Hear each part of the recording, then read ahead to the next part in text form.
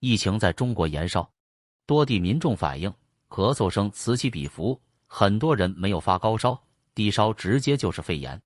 此外，出现不少白肺和猝死病例，但未见官方通报。最近有家长发帖说，为什么现在生病动不动就是肺炎？发现咳嗽就带来医院，医生开药回家，药也在吃，发烧也是反复，第二天片子出来就是肺炎了。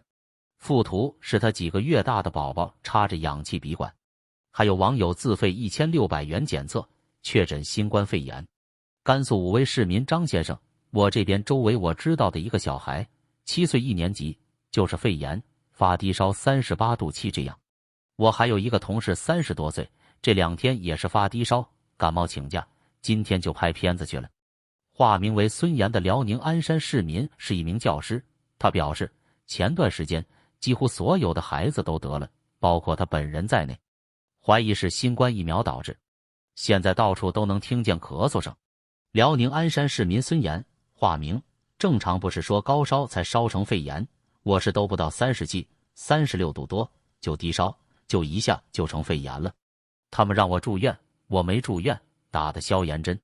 一个班学生不得的少，全得，学校都停课，有的小孩都白肺了。网友也发帖讨论自己确诊白肺的情况该怎么办。多地民众表示，过年前是小孩染疫的多，过年后是大人染疫的多，不少人猝死，还有老人得白肺病，命在旦夕。山东青岛市民刘先生也为患新冠去世的3、4个吧，都是我熟悉的，80多、70多的，不到70的。还一个我亲戚70多了，白肺住院了，过年都没回家，年前的时候连墓地都给他买好了。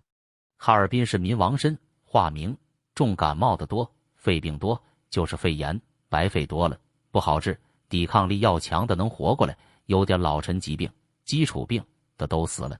医院主要这个费用高，他有很多东西都不给报销，打疫苗的、上访的、维权的可很多了。大纪元时报遍布全球，不受财团、政党影响，真实敢言。